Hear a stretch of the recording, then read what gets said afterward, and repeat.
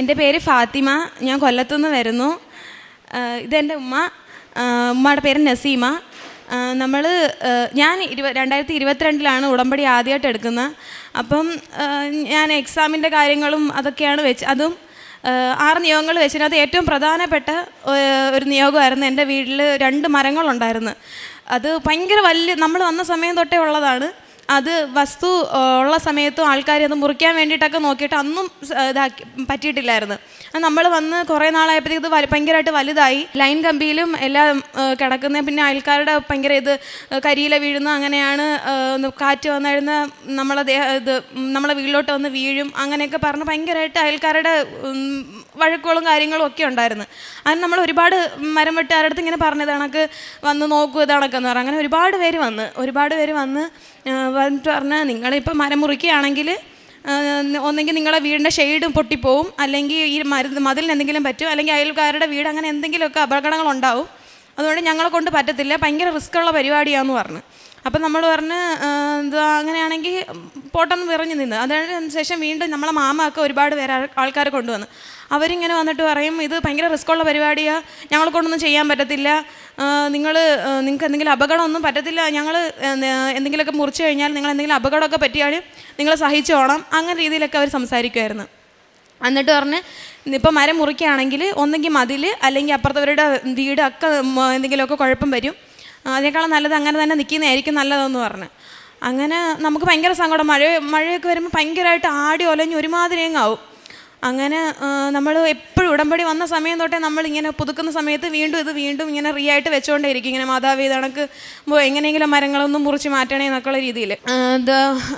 അങ്ങനെ ഈ January 2026 January 3 December 2025 December 28 ആയപ്പോഴത്തേക്ക് അപ്പുറത്ത് വീട്ടിൽ പുതിയ താമസക്കാർ വന്നു. അപ്പോൾ അവർ പറഞ്ഞ് ഇത് കണക്ക് ഈ മരം ഇങ്ങനെ നിൽക്കുന്നല്ല, മരം മുറിക്കാൻ നിങ്ങൾ നോക്കുന്നില്ലേന്ന് പറഞ്ഞു. അപ്പം ഞങ്ങൾ പറഞ്ഞു ഇത് കണക്ക് ഒരുപാട് പേര് വന്ന് പക്ഷെ നമ്മളെ കൊണ്ടൊന്നും പറ്റുന്നില്ല, അവരൊക്കെ ഇങ്ങനെ പറയുന്നത് കണക്ക് ഭയങ്കര അപകടങ്ങളുണ്ടാവും, പിന്നെ അവർ വരുന്നവരെല്ലാം ചോദിക്കുന്ന 20,000 രൂപ അല്ലെങ്കിൽ 18,000 രൂപ ഒക്കെ കൊടുത്താലേ ഇത് മരം മുറിച്ച് മാറ്റത്തോളൂ. എന്നാൽ അവരൊരു ഇത് പറയുന്നില്ല, ഒരു അപകടം കൂടാതെ ഒന്നും ഞങ്ങൾക്ക് ചെയ്തു തരാൻ പറ്റുന്നുള്ള രീതിയിലൊന്നും അവർ പറയുന്നില്ല.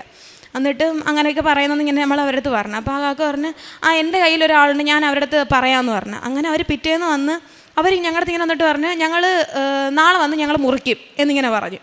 പൈസയോ കാര്യങ്ങളോ ഒന്നും നമ്മുടെ അടുത്ത് ചോദിച്ചില്ല. എന്നിട്ട് ഞാനത് ഞങ്ങൾ പറഞ്ഞ് ഇത് കണക്ക് കുറേ പേര് വന്ന് നോക്കിയിട്ട് പോയതാ, അവരൊക്കെ ഇങ്ങനെ പറഞ്ഞ് ഭയങ്കരമായിട്ട് അപകടങ്ങളുണ്ടാവും, മതിലിടിഞ്ഞ് വീഴും, നമ്മളെ വീട് ഇടിഞ്ഞു വീഴും എന്നൊക്കെയാണ് പറഞ്ഞത് എന്ന് പറഞ്ഞു. അതൊന്നും സാരമില്ല, ഞങ്ങൾ നല്ല പോലെ മുറിച്ച് തരും, നിങ്ങൾക്ക് നാളെ പറ്റുമോ എന്ന് ചോദിച്ചു. അപ്പോൾ ഞങ്ങൾ പറഞ്ഞു ഓ ശരി ഞങ്ങൾക്ക് കുഴപ്പമില്ല എന്ന് പറഞ്ഞു. അപ്പം പറഞ്ഞു എന്നാൽ വേഗം KCB ചെന്ന് ലൈനിന് വേണ്ടിയിട്ടുള്ള കാര്യങ്ങൾ, ലൈൻ ഓഫ് ചെയ്യാനുള്ള കാര്യങ്ങളൊക്കെ നിങ്ങൾ ആപ്ലിക്കേഷൻ കൊടുത്തോളാൻ പറഞ്ഞു. ഞാനും അതോടൊക്കെ കൊണ്ട് കൊടുത്തിട്ട് ഞാൻ ഉമ്മ അടുത്ത് വന്നിട്ട് പറഞ്ഞു അത് നടക്കുമോ? അപ്പോൾ ഉമ്മ പറഞ്ഞു നടന്നു കഴിഞ്ഞ് നമ്മൾ എന്തായാലും നമ്മൾ സാക്ഷ്യം പറയാൻ പോകും, ഇത് മാതാവ് കൊണ്ട് തന്നെയായിരിക്കും, നമുക്കത് എന്തായാലും നമുക്ക് നോക്കാമെന്ന് പറഞ്ഞു. അങ്ങനെ ഞാൻ പോയി ആപ്ലിക്കേഷനൊക്കെ കൊടുത്ത് അങ്ങനെ ഇവർ 31 ഡിസംബർ 30 വന്നു. അപ്പം അവർക്ക് വേറെ എന്തോ ഇഷ്യൂ കാര്യങ്ങളായപ്പോൾ അവർ പറഞ്ഞ് ഞങ്ങൾ വന്ന് 3 ന്യൂ ഇയർ ഒക്കെ ആയപ്പോഴത്തേക്ക് അവർ പറഞ്ഞ് ന്യൂ ഇയർ ഒക്കെ കഴിയട്ടെ നമ്മൾ 3 വന്ന് മുറിക്കാമെന്ന് പറഞ്ഞു. അങ്ങനെ 3 രാത്രി 2 രാത്രിയൊക്കെ നമുക്ക് ഭയങ്കര പേടിയായിരുന്നു. അയ്യോ എങ്ങനെയായിരിക്കും, ഇനി എന്തെങ്കിലും അപകടങ്ങൾ വരുമോ, അങ്ങനെ നമ്മളെ വീടിന് എന്തെങ്കിലും പറ്റിയാലും നാട്ടുകാർ മീൻസ് അയൽവാസിൻ്റെ കാര്യം അവരുടെ ഒന്ന് വരരുതല്ലോ എന്നുള്ള രീതിയിൽ നമ്മൾ ഭയങ്കര പേടിയായിരുന്നു. ഒന്ന് വരല്ല, ഇപ്പം നമ്മൾ ഇങ്ങനെ പറയായിരുന്നു നമ്മളെ അതിലിന് എന്തെങ്കിലും കുഴപ്പമുണ്ടായാലും കുഴപ്പമില്ല, അപ്പുറത്തും ആർക്കൊന്നും ഒന്നും വരാതിരുന്നാൽ മതിയായിരുന്നു എന്നിങ്ങനെ പറഞ്ഞു. അപ്പം ഞാൻ പറഞ്ഞു ഇല്ല അമ്മ പ്രാർത്ഥിക്കാം നമുക്ക് എന്ന് പറഞ്ഞു. അങ്ങനെ ഉമ്മ സായന പ്രാർത്ഥിക്കുന്ന സമയത്ത് ഇങ്ങനെ മാതാവിൻ്റെ അടുത്ത് ഇങ്ങനെ പ്രാർത്ഥിക്കുമായിരുന്നു, മാതാവേ ഒരു കുഴപ്പമൊന്നും ഇല്ലാതെ എല്ലാം ശരിയാക്കി തരണേന്ന്. പിറ്റേന്ന് രാവിലെ ഉറക്കം എഴുന്നേറ്റ് ഉടനെ ചെന്ന് ഉപ്പിട്ട് 2 മരത്തിൻ്റെ താഴെ ഉപ്പിട്ട് പ്രാർത്ഥിച്ച് വിശ്വാസ പ്രമാണം ചൊല്ലി കുരിശു വരച്ച് അതിന് ശേഷമാണ് ആൾക്കാർ വന്നത്. ഒരു 9 മണിയൊക്കെ ആയപ്പോഴാണ് ആൾക്കാർ വന്നത്. ആൾക്കാർ വന്ന് പെട്ടെന്ന് മേളിൽ കയറുന്നു, മരം മുറിക്കുന്നു, കൊമ്പുകൾ ഉറത്തിയിടുന്നു. നമ്മൾ തന്നെ ആലോചിച്ച് നോക്കി ഇത് കണക്ക് അവർ പറഞ്ഞ ആൾക്കാരൊക്കെ അതും ഇതൊക്കെ പറഞ്ഞിട്ടും അവരൊക്കെ അത് ലൈൻ പോലെ ലോഫ് ചെയ്യാതെ തന്നെ അവർ ഓരോരുത്തരും മേളിൽ കയറുന്ന കൊമ്പുകളെല്ലാം ഇതാക്കിയിട്ട് മറ്റേ സ്ട്രെയിറ്റ് ആയിട്ട് മരം നിർത്തിയിരിക്കുക. എന്നിട്ട് പറഞ്ഞാൽ ഇനി ബാക്കി നമ്മൾ കാപ്പി പിടിച്ചിട്ട് വന്നിട്ട് മുറിക്കാമെന്ന് പറഞ്ഞു. അപ്പം ഞാൻ ഇങ്ങനെ വിളിച്ചെന്നിട്ട് നോക്കാൻ നേരത്ത് മരം പകുതി മുക്കാലും മുറിച്ച് കഴിഞ്ഞ്, പിന്നെ ഇനി വലുതായിട്ട് ഇനി അവർ കെട്ടി ഇറക്കിയാൽ മതി. അപ്പോൾ ഞാൻ പറഞ്ഞു ഉമ്മ പകുതിയും തീർന്നു കേട്ടോ എന്നിങ്ങനെ പറഞ്ഞു. അപ്പം പറഞ്ഞാൽ അത് എല്ലാം മാതാവിൻ്റെ കൃപയില. ആരും ഉമ്മ ഇങ്ങനെ പ്രാർത്ഥിച്ചുകൊണ്ടിരിക്കുക, എപ്പോഴും ഇങ്ങനെ ഒരു ആഹാരം പോലും കഴിക്കാതെ ഇങ്ങനെ പ്രാർത്ഥിച്ചുകൊണ്ടിരിക്കുക. ഇല്ല KCB-കാർ വന്ന് ലൈനൊക്കെ ഇതാക്കി ഓഫാക്കി തന്ന് അങ്ങനെ നമ്മളെ മാവ് മൊത്തം മുറിച്ച് പകുതിയാക്കി പറങ്കാവോട്ട് മുറിക്കാനായിട്ട് പോകും അവർ. അതിന് പറങ്കാവ് മുറിച്ചുകൊണ്ടിരിക്കുന്ന സമയത്ത് ആ മുറിച്ചുകൊണ്ടിരിക്കുന്ന ആൾ ഇച്ചിരിയും കൂടെ വൈകിട്ടായി, ഒരു 5 മണിയോളമായി. അപ്പോൾ അവർക്ക് 6:30 ആകുമ്പോഴത്തേക്ക് ഇത് ലൈനൊക്കെ ഇടണം, അതുകൊണ്ട് നേരെ വേഗം മുറിക്കണം എന്ന് പറഞ്ഞ് KCB-ന്ന് ആൾ വന്ന്. അങ്ങനെ ഇവർ പെട്ടെന്ന് എല്ലാവരും വെപ്രാളത്തിൽ നീളം കൂട്ടി മുറിച്ച സമയത്ത് ഇയാളുടെ കയ്യിൽ നിൽക്കാതെ ഈ മരത്തിന് ആ വലിയ കൊമ്പ് വന്ന് വീണത് കറങ്ങി തിരിഞ്ഞപ്പോൾ നമുക്കറിയാം അത് വന്നു കഴിഞ്ഞാൽ നേരെ വന്ന് നമ്മൾ ഷെയ്ഡിലിടിക്കും. ഷെയ്ഡ് ഒന്നെങ്കിൽ ഇടിഞ്ഞ് മൊത്തത്തിൽ പോകും, അല്ലെങ്കിൽ ആ മരത്തിലാണ് ഇടിക്കുന്നെങ്കിൽ ആ മരത്തിലിരിക്കുന്ന ആളും താഴെ നിൽക്കുന്ന ആളുടെ ദേഹത്ത് വന്ന് വീഴും, അതിനകത്ത് ആരെങ്കിലും ഒരാൾ മരിക്കും. ആ ഒരു രീതിയിലായിരുന്നു. അതിന് ഞാൻ നോക്കാൻ നേരത്ത് ഉമ്മ ഇങ്ങനെ ഫ്രണ്ടിൽ ഇങ്ങനെ നിൽക്കുമായിരുന്നു. ഈ മരം ആ ശിഖരം നേരെ വന്ന് നമ്മളെ പ്ലാവിനകത്തല്ലേ ആരോ കൊണ്ടുവന്ന് തട്ടിക്കുന്ന രീതിയിൽ എന്നിട്ട് അതിനകത്ത് ഒരുപാട് ചക്കകൾ നിൽപ്പുണ്ടായിരുന്നു. അത് വലിയ വലിയ ചക്കകൾ. അതിനകത്തുനിന്ന് ഒരു ചക്ക അത്രയും ഫോഴ്സിന് ആ മരം വന്ന് വീണേണ്ട ആ ചക്ക ആ ഒരു വലിയ ചക്ക വന്ന് നേരെ ഉമ്മ നിൽക്കുന്നതിൻ്റെ നേരെ വരുമായിരുന്നു. അങ്ങ് ദൂരെയാണ് ആ പ്ലാവ് നിൽക്കുന്നത്. ഉമ്മ ഇച്ചിരി നല്ല ദൂരെയാണ് നിൽക്കണത്. അവിടുന്ന് ആ ചക്ക ഉരുണ്ട് വന്ന് ഉമ്മ നിൽക്കുന്ന അടുത്തോട്ട് ഇങ്ങനെ ഉരുണ്ട് വരും. അപ്പോൾ ഉമ്മാടത്തിൽ ആരോ പറഞ്ഞ് മാറ്റുന്ന രീതിയിൽ ഉമ്മ ജസ്റ്റ് ഇങ്ങനൊന്ന് മാറിയതും അത് ജസ്റ്റ് ഉമ്മ നിന്ന് ആ ഭാഗത്ത് തന്നെ വന്ന് ചക്ക ഇടിച്ച്, എന്നിട്ട് അവിടുത്തെ മതിൽ മൊത്തം പൊട്ടിപ്പോയി. അപ്പോൾ അവിടെ നിൽക്കുന്ന എല്ലാവരും പറഞ്ഞു നിങ്ങൾക്ക് എന്തോ അനുഗ്രഹമുണ്ട്, ഇത്രയും കുഴപ്പങ്ങളൊന്നും വന്നില്ല, നിങ്ങളിപ്പോൾ മരിച്ചു പോകണ്ടായിരുന്നു, ഇപ്പോൾ ആ വലിയ ചക്ക നെഞ്ചത്ത് വീണ്ടിരുന്നെങ്കിൽ ഇപ്പോൾ എന്തോ സംഭവിച്ചാൽ മരമുറിയോ ഒന്നും നടക്കത്തില്ലായിരുന്നു, നിങ്ങളിപ്പോൾ ഇവിടെ ഒരു മരണം തന്നെ സംഭവിച്ചായിരുന്നു പറഞ്ഞാൽ അത്രയ്ക്കും വലിയ ചക്ക അത്രയ്ക്കും ഫോഴ്സിനാണ് വന്നത്. അത് വെച്ചാൽ അവിടെ നിന്ന് മതിൽ മൊത്തത്തിൽ ആ റൗണ്ടിൽ അത്ര ആ ചക്കയുടെ വലിപ്പത്തിൽ തന്നെ പൊട്ടിപ്പോയി. അങ്ങനെ ആൾക്കാരെല്ലാവരും ഇങ്ങനെ പറഞ്ഞത് നിങ്ങൾക്ക് എന്തോ അനുഗ്രഹമുണ്ട്. ഒന്നാമത് തന്നെ ഈ മരം ഇത്രയും ഇതായിട്ട് നിന്നിട്ട് പോലും നിങ്ങളെ ഇത് കണക്ക് ആൾക്കാർ വന്ന് പെട്ടെന്നത് മരം മുറിക്കുന്ന അതൊക്കെ എന്തോ ഭാഗ്യം തന്നെ നിങ്ങളെന്ന് പറയും. അതെല്ലാം നമ്മളെ മാതാവിൻ്റെ മധ്യസ്ഥ നിന്ന് കർത്താവ് ചെയ്തു തന്നെ ഞങ്ങൾക്ക് പൂർണ്ണ വിശ്വാസമുണ്ട്. കാരണം ഇത്രയും നാൾ ഈ 14 വർഷമായിട്ട് ഇത്രയും ആൾക്കാർ വന്ന് നോക്കിയിട്ട് പോലും ഇതുവരെ അതിന് ഒന്ന് ചെയ്യാൻ ആരൊരാൾ പോസിറ്റീവ് പറഞ്ഞിട്ടില്ല. വരുന്നവരെല്ലാം 15, 16 രൂപ അല്ലെങ്കിൽ 20,000 രൂപ ഉണ്ടെങ്കിൽ തന്നെ ഞങ്ങൾ മുറിച്ച് കഴിഞ്ഞാൽ അങ്ങനെ ചെയ്യും ഇങ്ങനെ പോകുന്നൊക്കെ ഇങ്ങനെ പറഞ്ഞിട്ട് അത് ഇങ്ങനെ പൂവ് പറിച്ച് കളയുന്ന രീതിയിലാണ് 2 മരങ്ങളും മുറിച്ച് തന്നത്.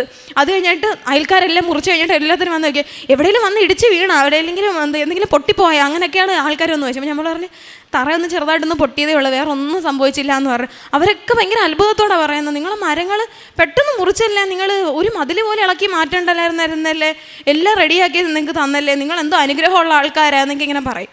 നമ്മൾ പറഞ്ഞാൽ ഇങ്ങനെ ദൈവത്തിൻ്റെ കൃപയിൽ നമ്മളത് നടത്തിയതാ എന്നുള്ള രീതിയിൽ അത് നമ്മളിങ്ങനെ മനസ്സിൽ പറയും അതാവേ ഞങ്ങളൊന്ന് സാക്ഷ്യം പറഞ്ഞേക്കാവേ. അത്രയ്ക്ക് വലിയ രീതിയിലാണ് നിന്നത്. പിന്നെയെന്ന് പറഞ്ഞാൽ അത് മാതാവിൻ്റെ കൃപയിലാണെന്ന് ഞങ്ങൾ ഇന്നും വിശ്വസിക്കുന്നത്. കാരണം വെച്ചാൽ അത്രയ്ക്കും ഇതിലാണ് നിന്നത്. പിന്നെ രണ്ടാമെന്ന് പറഞ്ഞാൽ നമുക്ക് വീടിൻ്റെ മെയിൻ്റെനൻസിന് വേണ്ടിയിട്ട് നമ്മൾ ലോണിന് ഒരുപാട് അപേക്ഷിച്ചുകൊണ്ടിരുന്നതായിരുന്നു. ഒരുപാട് വട്ടം നമ്മൾ പഞ്ചായത്തിലൊക്കെ കയറി ചോദിച്ചുകൊണ്ടൊക്കെ ഇരുന്നത്. അപ്പോൾ അവർ പറഞ്ഞത് കണക്ക് പറ്റത്തില്ല, ഇപ്പോഴങ്ങനെ സാങ്ഷൻ ഒന്നും പറയത്തില്ല, വെറും നിർധരരായിട്ടുള്ള ആൾക്കാർക്കേ പറ്റത്തുള്ളൂ, അല്ലെങ്കിൽ എന്തെങ്കിലും വലിയ രോഗങ്ങളുള്ള ആൾക്കാർക്കേ പറ്റത്തുള്ളൂ അങ്ങനെയൊക്കെ പറഞ്ഞു. അങ്ങനെ ഇരിക്കുമ്പോഴത്തേക്ക് ഒരു ലോണിൻ്റെ കാര്യം ഇങ്ങനെ നമ്മളിങ്ങനെ കേട്ട് അങ്ങനെ നമ്മൾ വില്ലേജിൽ നിന്ന് ഇതാക്കിയപ്പോഴത്തേക്ക് അവർ പറഞ്ഞു നിങ്ങൾ ആപ്ലിക്കേഷൻ കൊടുത്തോളാൻ പറഞ്ഞു. അത് നമ്മൾ ആപ്ലിക്കേഷൻ കൊണ്ട് ഇവിടെ കളക്ടറേറ്റിൽ കൊടുക്കും. അപ്പോൾ അവർ പറഞ്ഞു ഒരുപാട് വേഴയുണ്ട്, പക്ഷേ നിങ്ങൾക്കിപ്പോൾ എന്താണ് വേണ്ടത്? അപ്പോൾ ഞങ്ങൾ പറഞ്ഞു ഇതാണക്ക് ഞങ്ങളെ കട്ടളകളും കാര്യങ്ങളും ഒക്കെ പോയിരിക്കുക. അപ്പം പറഞ്ഞു ഇതിനേക്കാളും വലിയ കുറേ പേര് വന്നിട്ടുണ്ട്, എന്തായാലും ഇതിനകത്ത് നോക്കാം എന്നുള്ള രീതിയിൽ അവർ വെച്ച്. പക്ഷേ നമുക്ക് ഇത്രയും പേരിനകത്ത് 10 പേർക്കെങ്ങാണ്ടുള്ള ആ ലോൺ സാങ്ഷൻ ആവുന്നത്. അപ്പം നമുക്കതിനകത്ത് നിന്ന് അത് സാങ്ഷൻ ആവുകയും ചെയ്ത് നമുക്ക് ലോണിൻ്റെ പൈസ കിട്ടുകയും ചെയ്ത്.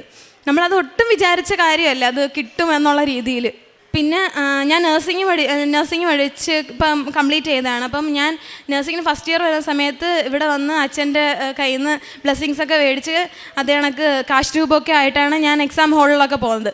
അപ്പോൾ ക്ലാസ്സിൽ പിള്ളേരൊക്കെ പറയും നിനക്ക് ഇത്ര ഭയങ്കര വിശ്വാസമാണോ മാതാവിനെ, നമ്മൾ ക്രിസ്ത്യാനിയാണ്, ഞാൻ ക്രിസ്ത്യൻ കോളേജിലാണ് പഠിച്ചത്. അപ്പം പറഞ്ഞു നിനക്ക് ഇത്ര വിശ്വാസമാണോ, ഞങ്ങൾക്ക് ഇല്ലാത്ത വിശ്വാസമാണല്ലേ നിനക്ക് എന്നിങ്ങനെ പറയും. അപ്പം ഞാൻ പറഞ്ഞു എനിക്ക് ഭയങ്കര വിശ്വാസമാണ്, ഇങ്ങനെ കൃപാസന മാതാവിനെ എനിക്ക് ഭയങ്കര വിശ്വാസം, എനിക്ക് ഭയങ്കര ഇഷ്ടമാണെന്ന് പറഞ്ഞു. എക്സാമിന് പോകുന്ന സമയത്തൊക്കെ ഞാൻ എൻ്റെ ചെയറിൻ്റെ താഴെയായിട്ട് കയ്യിൽ ഉപ്പ് കൊണ്ടുപോയിട്ട് അവിടെ ഇങ്ങനെ ഉപ്പിട്ട് പ്രാർത്ഥിക്കും. എന്നിട്ട് ഞാൻ മാതാവിനടുത്ത് മാതാവേ ഇന്ന് വരുന്ന മിസ് അല്ലെങ്കിൽ എന്തെങ്കിലും ഒരു അടയാളം നീ ക്ലാസ് റൂമിൽ കാണിച്ചു തരണം എന്ന് പറയും. സൂക്ഷ്യം പോലെ ഇപ്പം 4 എക്സാം ഉണ്ടെങ്കിൽ ആ 4 സമയത്ത് മിസ്മാർ വരുന്ന ഒരാൾ എന്തെങ്കിലും ചാര കളർ ഡ്രസ്സായിരിക്കും, അല്ലെങ്കിൽ ഒരാൾ നീലയായിരിക്കും, അല്ലെങ്കിൽ ഒരാൾ പച്ച സാരി ആയിരിക്കും. അങ്ങനെ എന്തെങ്കിലും ഈ 4 ദിവസം അതേ കണക്കായിരുന്നു മിസ്മാർ വന്നപ്പോൾ സാരിയുടെ കളർ മാറി. അപ്പം നമ്മൾ വിചാരിക്കും അതണക്ക് മാതാവ് വന്നിട്ടുണ്ട്, നീല സാരി കാണുമ്പോൾ നമ്മൾ മാതാവ് വന്നിട്ടുണ്ട്. അങ്ങനെ ലാസ്റ്റ് പരീക്ഷ ആയപ്പോൾ സമയത്ത് എൻ്റെ പ്രിൻസിപ്പളായിരുന്നു ഹോളിൽ നിന്ന്. അപ്പോൾ പ്രിൻസിപ്പൾ പറഞ്ഞു, ഫാത്തിമ ഇവരെല്ലാവരും ക്രിസ്ത്യാനികൾ, അവർ ഉപ്പിട്ട് പ്രാർത്ഥിക്കുന്നത്, നീ എന്തിനെ ഉപ്പിട്ട് പ്രാർത്ഥിക്കുന്ന, നിനക്ക് ഇത്ര വിശ്വാസം? ഞാൻ പറഞ്ഞു, അപ്പോൾ എൻ്റെ കയ്യിൽ കൊന്തയും കാശുരൂപം ഒക്കെ ഉണ്ട്. അപ്പോൾ ഞാൻ പറഞ്ഞു ഇതാണെങ്കിൽ എനിക്ക് ഭയങ്കര വിശ്വാസമാണ് മാതാവിനെ എന്ന് പറഞ്ഞു. അപ്പം ഞാൻ ഇങ്ങനെ ചിരിച്ചുകൊണ്ട് പറഞ്ഞു മാതാവ്. അപ്പം പറഞ്ഞു ഓ ജയിക്കാൻ വേണ്ടിയിട്ടായിരിക്കും എന്ന് പറഞ്ഞു. ഞാൻ പറഞ്ഞു അങ്ങനെയല്ല, എനിക്ക് ഭയങ്കര ഇഷ്ടമാണ്, എൻ്റെ കൂടെ ഉള്ളതാണെങ്കിൽ എനിക്ക് എപ്പോഴും ഫീൽ ചെയ്യും, അതുകൊണ്ടാണ് ഞാൻ ഇത് എപ്പോഴും കൊണ്ട് നടക്കുന്നതെന്ന് പറഞ്ഞു. അപ്പോൾ ഞാൻ പറഞ്ഞു, എന്നിട്ട് ഞാൻ ഇങ്ങനെ മാഡത്തിൻ്റെ അടുത്ത് പറഞ്ഞു, മാഡം നോക്കിയാൽ ഞങ്ങളുടെ ക്ലാസ്സിലുള്ള ഞങ്ങൾ ഈ ഇരിക്കുന്ന എല്ലാവരും പാസ്സാവുമെന്ന് പറഞ്ഞു. റിസൾട്ട് വന്നപ്പോൾ നമ്മളെല്ലാവരും പാസ്സായി, നമ്മളെല്ലാവരും. അത് ഭയങ്കര ഇതായിരുന്നു. അപ്പം നമ്മൾ അതിന് ശേഷം മാർക്ക് ലിസ്റ്റ് മേടിക്കാൻ ചെന്നപ്പോഴത്തേക്ക് മാഡം എൻ്റെ അടുത്ത് വെച്ചത്, നീ അന്ന് പറഞ്ഞ സത്യമായിരുന്നല്ലേ, നിങ്ങൾ ക്ലാസ്സിലെ എല്ലാവരും പാസ്സായല്ലേ എന്ന് പറഞ്ഞപ്പോൾ ഞാൻ പറഞ്ഞു അതെനിക്ക് വിശ്വാസം ഉണ്ടായിരുന്നു, ഞാൻ അതിനായിരുന്നു ഉപ്പിട്ട് പ്രാർത്ഥിച്ചത്, എനിക്ക് അത്രയ്ക്ക് വിശ്വാസം ഉണ്ടായിരുന്നു എന്ന് പറഞ്ഞു. എന്നിട്ട് നമ്മൾ പ്രാക്ടിക്കൽ സൈഡ് പോകുമ്പോൾ എനിക്ക് ഭയങ്കര പേടിയായിരുന്നു. പ്രൊസീജിയർ ചെയ്യുമ്പോഴത്തേക്ക് എനിക്ക് കൈയൊക്കെ വിറയ്ക്കും. അങ്ങനെ ഞാൻ എപ്പോഴും ഇങ്ങനെ കാശുരൂപം കൊണ്ടാണ് പോകുന്നത്. അപ്പോൾ ഞങ്ങൾ ബസ്സിൽ കമ്മ്യൂണിറ്റി പോസ്റ്റിങ്ങിന് വന്ന് ബസ്സിൽ ഇറങ്ങുന്ന സമയത്ത് ഞാൻ കാശുരൂപം ഇങ്ങനെ മുറുക്കി പിടിച്ചുകൊണ്ട് ഇറങ്ങുന്നത്, മാതാവേ പാവം മേഡം ആയിരിക്കണേ എന്നൊക്കെ പറഞ്ഞു. നമ്മൾ ഇറങ്ങിയ ഉടനെ സ്പോട്ടിൽ കുറേ ചാര കളർ പ്രാവ് ഇങ്ങനെ പറഞ്ഞു. എപ്പോഴും എനിക്ക് മനസ്സിലായി മാതാവ് ഇവിടെ ഉണ്ട്, അപ്പോൾ ഇതെനിക്ക് കുഴപ്പമേ ഇല്ല. എന്നിട്ട് എനിക്കൊരു വീട് കിട്ടി. ആ വീടിൻ്റെ അകത്ത് മൊത്തം കൃപാസന മാതാവിൻ്റെ പടവും അങ്ങനെ ഭയങ്കരമായിട്ട് മാതാവിന് ഭയങ്കര വിശ്വാസം. അപ്പം ഞാൻ കാശുരൂപത്തിൻ്റെ മറ്റേ കൊന്ത ഇങ്ങനെ വെച്ച് അതിനകത്ത് കാശുരൂപം കണ്ടപ്പോഴത്തേക്ക് ആ അമ്മച്ചി ചോദിച്ച് ഇത് മോള് ക്രിസ്ത്യാനി ആയിരുന്നല്ലേ? അപ്പോൾ ഞാൻ പറഞ്ഞു ഞാൻ ക്രിസ്ത്യാനി അല്ല, ഞാൻ മുസ്ലിമാണ്. പക്ഷെ കണ്ടാൽ തോന്നുന്നില്ല, നിന്നെ കണ്ട ക്രിസ്ത്യാനിയായിട്ടേ തോന്നത്തോളം എന്ന് പറഞ്ഞു. ആ വീട് മൊത്തം അവിടെ എവിടെ എല്ലാം നോക്കിയാലും മാതാവിൻ്റെ ഫോട്ടോകളാണ്. അപ്പോൾ ഞാൻ ഇങ്ങനെ പറയാം മാതാവുണ്ട്, ഇനിയിപ്പോൾ ഒരു കുഴപ്പമില്ല. അത് കണക്ക് തന്നെ മേഡം ഭയങ്കര ചൂടത്തി മേഡമായിരുന്നു വന്നത്, ആ എക്സ്റ്റേണൽ മേഡം. എന്നിട്ട് അവർ എൻ്റെ അടുത്ത് മാത്രം ആ മേഡം ഞാൻ ചെയ്ത പ്രൊസീജിയറിന് ഞാൻ എന്തൊക്കെയോ മണ്ടത്തരങ്ങൾ കാണിച്ചു. പക്ഷേ അതെനിക്ക് മനസ്സിലായി ഞാൻ എന്തൊക്കെയോ മണ്ടത്തരങ്ങളാണ് കാണിക്കുന്നത്. പക്ഷേ അതൊന്നും അവർ മൈൻഡ് ചെയ്യാതെ അവർ വേറെ എന്തൊക്കെയോ കോള് വന്ന് പെട്ടെന്ന് അവരങ്ങ് പോയി. അപ്പോൾ ഞങ്ങൾ ഇൻ്റേണൽ മേഡം പറഞ്ഞു നീ ചെയ്തത് മതി, അവർ കണ്ട് മതി എന്ന് പറഞ്ഞു. കാരണം ഞാൻ അധികം ഒന്നും ചെയ്തില്ല, ഞാൻ അത്രയ്ക്ക് പേടിച്ചാണ് നിന്നത്. അവർ ഞാൻ ഇങ്ങനെ വിചാരിക്കാം മാതാവ് എന്തായാലും അത് ഞാൻ ചെയ്ത തെറ്റങ്ങളും കണ്ടുപിടിച്ചായിരുന്നെങ്കിൽ ഇപ്പം ഞാൻ തീർന്നേനെ. അങ്ങനെ എനിക്കത് ഭയങ്കര അനുഗ്രഹമായിരുന്നു. മാതാവ് എൻ്റെ കൂടെ ഉള്ള രീതിയിലായിരുന്നു എനിക്ക് ഫീൽ ചെയ്തത്. പിന്നെ നമ്മൾ കാരുണ്യ പ്രവർത്തനം എന്ന് പറഞ്ഞാൽ ഉമ്മ ഇവിടെ എപ്പോൾ വന്നാലും ഒരു 300 രൂപയ്ക്കോ 500 രൂപയ്ക്കോ പത്രം മേടിച്ച് ഉമ്മ ആണെങ്കിൽ വീട് തോറും പത്രങ്ങൾ കൊടുത്ത് ആളുടെ അടുത്ത് ഇങ്ങനെ പറയുന്നത് കണക്ക് മാതാവിൻ്റെ അടുത്ത് പോകണം, മാതാവ് ഭയങ്കര അത്ഭുതമുള്ള മാതാവാന്നൊക്കെ പറഞ്ഞ് ഉമ്മ ഇങ്ങനെ പ്രാർത്ഥിച്ച് പത്രങ്ങൾ കൊടുക്കും. നമ്മൾ പ്രേക്ഷക പ്രവർത്തനം അങ്ങനെ ചെയ്യുന്നത്. പിന്നെ ഇവിടുത്തെ അച്ഛൻ്റെ ടോക്ക് എപ്പോഴും ഉമ്മ ഒരാഴ്ചയിൽ ഒരു ദിവസം പോലും മുടങ്ങത്തില്ല. അതെല്ലാം കണ്ട് ഷെയർ ചെയ്തു, നമ്മൾ കുറേ ഫ്രണ്ട്സിനൊക്കെ ഷെയർ ചെയ്ത് കൊടുക്കും. പിന്നെ നമ്മൾ ഫുഡ് ആദ്യമേ നമ്മൾ വീട്ടിൽ നിന്ന് കൊല്ലത്ത് കൊണ്ടുപോയി അവിടെയുള്ള ആൾക്കാർക്കൊക്കെ ആയിരുന്നു നമ്മൾ വിതരണം ചെയ്യുന്നത്. പിന്നെ എനിക്ക് കോളേജിലൊക്കെ പോയി തുടങ്ങിയപ്പോഴത്തേക്ക് ലീവൊന്നും ഇല്ലാതെ വന്നപ്പോഴത്തേക്ക് നമ്മൾ വീടിൻ്റെ അടുത്ത് തന്നെ ഉണ്ട് സ്നേഹ അലമാര എന്ന് പറയുന്ന ഒരു ഫുഡൊക്കെ കൊണ്ടുവെക്കുന്ന ഒരു സ്ഥലം. അങ്ങനെ നമ്മൾ അവിടെ കൊണ്ടുവന്ന് എല്ലാ മാസവും ഫുഡ് കൊണ്ടുവെക്കും. അതൊക്കെയാണ് നമ്മൾ ചെയ്യുന്നത്. നമ്മൾ പിന്നെ ചാരിറ്റബിൾ ഉണ്ട്, നമ്മൾ മയ്യനാട് ഒരു ചാരിറ്റബിൾ ട്രസ്റ്റ് ഉണ്ട്. അപ്പം നമ്മൾ എല്ലാ മാസവും നമ്മളെ ഇന്ന് മിച്ചം പിടിക്കുന്ന പൈസ നമ്മൾ ഇതാക്കി വെച്ചിട്ട് നമ്മൾ വർഷം തോറും അവിടെ നമ്മൾ പൈസ കൊടുക്കും, നമ്മളെ കൊണ്ടാവുന്ന രീതിയിൽ നമ്മൾ കൊടുക്കും. പിന്നെ എല്ലാ മാതാവിൻ്റെ മധ്യസ്ഥയിൽ തിരുക്കുമാരൻ ചെയ്തതാണ് ഇപ്പോൾ 100%. അതിനേക്കാളും കൂടുതൽ ഞാൻ വിശ്വസിക്കുന്നുണ്ട്. ഇനിയും ഈ ആൾക്കാർക്ക് മുന്നിൽ നിന്ന് എനിക്ക് സാക്ഷ്യം പറയാൻ പറ്റണമെന്നാണ് എൻ്റെ ആഗ്രഹം.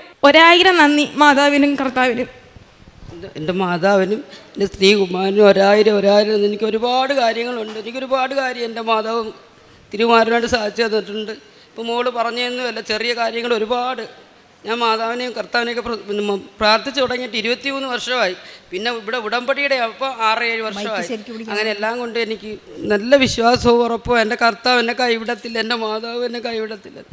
അതുകൊണ്ട് എനിക്ക് ഏത് സമയം ഇനിയും വന്ന് ഞാൻ സാക്ഷ്യം പറയും. ഇപ്പം ഞാൻ വീണ്ടും 6 നിയോഗങ്ങൾ വെച്ചിട്ടുണ്ട്. അത് നടത്തി തന്ന എൻ്റെ മാതാവിന് ഞാൻ വന്ന് സാക്ഷ്യം പറയും. എല്ലാം ചെയ്യും, കാരുണ്യപ്രവർത്തനവും എല്ലാം ഞാൻ ചെയ്യും. പത്രവും കൊണ്ട് ഇപ്പോഴും ഞാൻ വാങ്ങിച്ചിട്ടുണ്ട്. പത്രം കൊണ്ട് കൊടുക്കുകയും തിരുകുമാരനും മാതാവിനും 1000 നന്ദി. ഹെബ്രായർക്ക് എഴുതിയ ലേഖനം 11-ാം അധ്യായം 16-ാം തിരുവചനം.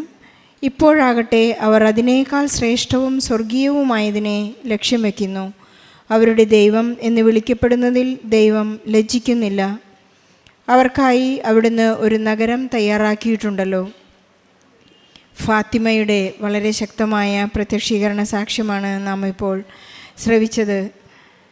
നമുക്കറിയാം, ഉടമ്പടിയെടുത്ത് ജീവിക്കുന്നവർക്കെല്ലാം ഈശോ നൽകുന്ന വലിയ വലിയ അനുഗ്രഹങ്ങൾ, അവരുടെ ജീവിതത്തിലേക്ക് ഈശോ പകരുന്ന അത്ഭുതങ്ങൾ നാം എപ്പോഴും ദിനം പ്രതി കേട്ടുകൊണ്ടിരിക്കുകയാണ്. 14 വർഷം കൊണ്ട് അവർ പരിശ്രമിച്ച ഒരു വലിയ സംഭവമായിരുന്നു അവരുടെ വീടിന് അടുത്ത് നിന്ന് വീടിനോട് ചേർന്ന് 2 മരം മുറിക്കുക എന്നുള്ളത്. നല്ലിടയൻ്റെ ആ സങ്കീർത്തനം നാം വായിക്കുന്നത് പോലെ മരണത്തിൻ്റെ നിഴൽ വീണ ഒരു താഴ്വരയിലാണ് ഇവർ ജീവിച്ചിരുന്നത്. പക്ഷേ അവിടുത്തെ ചെങ്കോലും തണ്ടുമാണ് ഇവർക്ക് ധൈര്യം പകർന്നതെന്ന് ഏറ്റുപറയാൻ മാത്രം ശക്തമായ ഒരു സാക്ഷ്യം ഫാത്തിമ ഇവിടെ ഏറ്റുപറയുകയായിരുന്നു. ഉടമ്പടി എടുത്തു കഴിഞ്ഞ് ഇവർ പ്രാർത്ഥിച്ച് നേർച്ച വസ്തുക്കൾ ഉപയോഗിച്ച് കഴിഞ്ഞപ്പോൾ വളരെ ചുരുങ്ങിയ ദിവസം കൊണ്ടാണ് വീടിനും അയൽവാസികൾക്കും ആർക്കും ഒരു ഉപദ്രവവും അപകടവും കൂടാതെ ആ മരങ്ങൾ മുറിച്ചു മാറ്റാനായി അവർക്ക് സാധിച്ചത് എന്നവർ ഏറ്റുപറയുന്നു. അതുപോലെ തന്നെ വലിയ വലിയ എമൗണ്ടായിരുന്നു പാവപ്പെട്ടവരായ മക്കളുടെ കയ്യിൽ നിന്ന് അവർ വാങ്ങാനായി എമൗണ്ട് മുറിച്ചു മാറ്റാനായി അവർ ചോദിച്ചിരുന്നത്. പക്ഷേ പരിശുദ്ധ അമ്മയുടെ ആ മധ്യസ്ഥത്തിലാണ് ഈശോ തന്നെയാണ് ആ അപകട സാധ്യതകളെ എടുത്തു മാറ്റിയത്.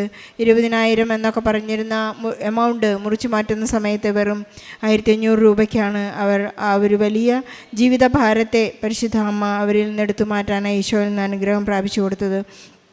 അതുപോലെ തന്നെ ഒട്ടും പ്രതീക്ഷിക്കാതെ തന്നെ വളരെ പെട്ടെന്ന് അവർക്ക് ലോങ് സാങ്ഷനായതിനെ കുറിച്ച് ഫാത്തിമ ഏറ്റുപറയുകയായിരുന്നു. എത്ര തന്നെ വലിയ സങ്കടങ്ങളായാലും എത്ര പ്രതിസന്ധികളായാലും പരിശുദ്ധ അമ്മയ്ക്ക് കടന്നു ചെല്ലാനുള്ളൊരു വേദി നമ്മുടെ വിശ്വസ്തതയിൽ നമ്മൾ ഒരുക്കുകയാണെങ്കിൽ എപ്പോഴും ഉടമ്പടി പെട്രോൾ കത്തുന്നത് പോലെ കത്തും എന്ന് നമുക്കറിയാം. നഴ്സിങ്ങിൻ്റെ സമയത്ത് ഈ മകളിവിടെ നിന്ന് ബഹുമാനപ്പെട്ട ജോസഫ് അച്ഛനിൽ നിന്ന് കൈവയ്പ്പ് ശുശ്രൂഷ സ്വീകരിച്ചിട്ടാണ് മകളിവിടെ നിന്ന് പോയത്. ഈ ദിവസങ്ങളിൽ നാം കാണുകയാണ് +2, 10th കുട്ടികളെല്ലാം വന്ന് പ്രാർത്ഥിക്കുമ്പോൾ അച്ഛൻ അവരോടൊന്ന് മാത്രമേ പറയുന്നുള്ളൂ: മക്കളെ, നിങ്ങൾ നന്നായി പഠിക്കുക, നിങ്ങൾക്ക് സാധിക്കുന്നത് പോലെ പഠിക്കുക, ബാക്കിയുള്ളത് അച്ഛൻ പ്രാർത്ഥിച്ച് നേടിത്തരാം എന്ന ഒരു വലിയ ഉറപ്പിലും ഒരു വലിയ ആശ്വാസത്തിലുമാണ് അച്ഛൻ നമ്മെ അനുഗ്രഹിച്ചുകൊണ്ട് പ്രാർത്ഥിച്ചു വിടുന്നത്. അച്ഛൻ്റെ ആ ഒരു കൈവയ്പ്പ് ശുശ്രൂഷയിൽ ഒരുപാട് ജന്മങ്ങളാണ് സൗഖ്യത്തിലും സമാധാനത്തിലുമൊക്കെ ജീവിക്കുന്നതെന്ന് നമുക്കറിയാം. നമുക്ക് ഈശോയ്ക്ക് അച്ഛന് വേണ്ടി നന്ദി പറയാം. അതുപോലെ തന്നെ ഇവർക്ക് എപ്പോഴും പരിശുദ്ധ അമ്മയുടെ സാമീപ്യമുണ്ടായിരുന്നു. ഇവരെ ഫാത്തിമയുടെ സാക്ഷ്യത്തിൽ നമുക്ക് മനസ്സിലാകുന്നത് ഈശോ എല്ലാവരെയും സ്നേഹിക്കും. ബഹുമാനപ്പെട്ട ജോസഫ് അച്ഛൻ പറയുന്ന ഒരു വലിയ ഫിലോസഫി അതാണ്. ഈശോ എല്ലാവരെയും സ്നേഹിക്കും, പക്ഷേ ഇഷ്ടപ്പെടുന്നത് വളരെ ചുരുക്കം പേര് മാത്രമേ ഉള്ളൂ. ഫാത്തിമയെ വളരെയധികം ഈശോ ഇഷ്ടപ്പെടുന്ന ഒരു അനുഭവം നമുക്ക് തോന്നുകയാണ്. എല്ലാവരെയും ഈശോ ഇഷ്ടപ്പെടുവാനായിട്ട് നമുക്ക് പ്രാർത്ഥിക്കുകയും പരിശ്രമിക്കുകയും ചെയ്യാം. നമ്മുടെ ഉടമ്പടി വളരെ വിശ്വസ്തയോടുകൂടി മുന്നോട്ട് കൊണ്ടുപോകാനായിട്ട് നമുക്ക് പരിശ്രമിക്കുകയും ചെയ്യാം. ഫാത്തിമയുടെയും ഉമ്മയുടെയും ഈ സാക്ഷ്യത്തിന് ഈശോയ്ക്കും പരിശുദ്ധ അമ്മയ്ക്കും നല്ല ഒരു കൈയടി നൽകി സാക്ഷി നമുക്ക് സമർപ്പിക്കാം. അത്യപൂർവ ദൈവാനുഭവങ്ങൾ ഇനി നിങ്ങൾക്കും സ്വന്തം. ഈ യൂട്യൂബ് ചാനൽ ഇതുവരെ സബ്സ്ക്രൈബ് ചെയ്തിട്ടില്ലെങ്കിൽ ഇപ്പോൾ തന്നെ സബ്സ്ക്രൈബ് ചെയ്യുക. ഈ വീഡിയോ ഇപ്പോൾ തന്നെ നിങ്ങളുടെ സുഹൃത്തുക്കൾക്ക് ഷെയർ ചെയ്തുകൊണ്ട് കർത്താവിൻ്റെ പ്രേക്ഷിതരാകുക.